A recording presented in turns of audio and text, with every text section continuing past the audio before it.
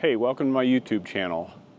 I'm calling this 65 by 65 because I've challenged myself to document 65 backpacking hikes before I turn 65 years old. Now, that gives me about 6 years. So 65 hikes in 6 years, I need to do about 11 hikes per year to get this accomplished. And a hike, I'm considering anything where you stay at least one night, overnight, in a campsite. Now, I've got a normal life with a normal job, so most of these hikes are going to involve a one-night or two-night stay. But I'm hoping that at least once a year I can get out and do a 7-day hike out in the wilderness and really experience more of a long hike adventure. On each of these hikes, I plan to talk about the trails I'm on, the campsites I stay in, and the equipment and supplies I bring along with me. I'm documenting this mostly for myself and to share with my family and friends. But if you're interested in watching this and following along, or this inspires you to challenge yourself, then you're welcome to watch, and I hope you enjoy it. So the first hike is going to be to St. Sebastian Preserve State Park in Fellsmere, Florida. We'll see how this goes, and I hope you enjoy the video.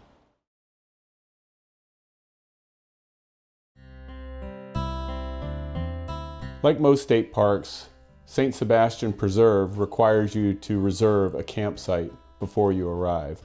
We had called ahead and were able to pick up our reservation documents at the pavilion near the entrance to the park. Camping fees were $6 per person. Parking permit was included. Access to the preserve for the day hikers or bikers is free.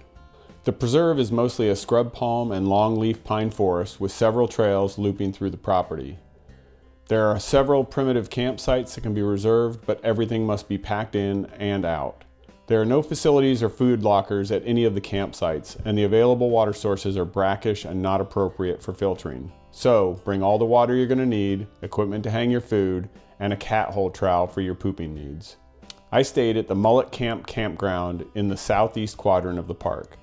This site was right next to a branch of the Sebastian River. The camping area was well shaded by a canopy of pines and scrub oaks. There were a couple picnic tables, a dock down by the water, and a fairly substantial fire pit. Wood gathering is not allowed, but I went with a small group of friends and we carried in firewood from the parking lot. Setup was relatively easy as there were several areas of flat ground to pitch tents. My site was nestled under a couple of scrub oaks, which seemed to reduce the condensation on my tent compared to some of the others who set up their tents in the open. It was a cold night, especially for Florida, so we enjoyed our evening around the fire pit using nearly 3 bundles of hiked in wood. After a hot dinner and a bit more conversation, we turned in for the night. Mullet Camp is located in the flight line of the local Sebastian Airport, which is also a skydive destination. During the day, there was a constant flow of aircrafts flying overhead, but by about 8 p.m. it got pretty quiet and didn't disturb our sleep. The next morning I got up early and restarted the campfire. It didn't take long, and after a quick warm up I made myself a hot cup of coffee to go with a granola bar for breakfast. I hung around camp for a bit before packing up and going on a 4.5-mile hike with my friends on the Blue Trail. My car was parked less than a mile from the campsite, but I wanted to try out a longer hike with a fully loaded backpack. So I took the full 35-pound load on the hike. The terrain was flat, but we did encounter some swampy areas and a lot of sugar sand. Overall, I found my pack distributed the weight well and made for a comfortable hike. I think for relatively short hikes, this 35 pounds is not going to be a problem. Perhaps for longer distances and longer duration trips, shedding 10 or 12 pounds would be beneficial to my old joints. Being the first hike of this endeavor, it's hard to rate the experience. I thought the camping area itself was nice for primitive camping, but I think the trails were a bit bland. The terrain is flat and mostly the same foliage throughout. I saw lots of tracks from wildlife, but saw very little actual wildlife during the hike, save for a bright green snake.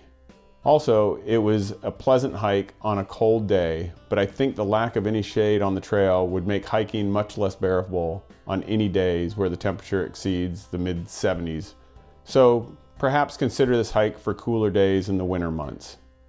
Lastly, I wanted to provide a quick overview of what I carried in my pack for this trip and maybe highlight a few key observations. My pack is a Low Pro Photosport Pro 3 70 liter, large version. I'm 6'3" and this pack can be well adjusted for my long torso. The pack itself is a little on the heavy side, but it is designed for relatively heavy loads that might include photo equipment. At this point, I'm happy with the pack's comfort, storage space, and durability. We'll have to see how this works on future hikes. My tent is an REI Half Dome SL2 Plus. Again, a little on the heavier side, but I like the extra room and the setup is easy. Maybe on a future video I'll provide a more detailed review of the tent itself. For a sleeping system, I went with luxury. I bought a Zenbivy bed along with a Zenbivy ultralight air mattress. Honestly, I was surprised at just how comfortable I was with this bedding, and I was very toasty, even though I left the tent doors open and the temperatures dropped into the low 40s that night. This was my most expensive piece of camping gear, but I'm pretty pleased with my decision.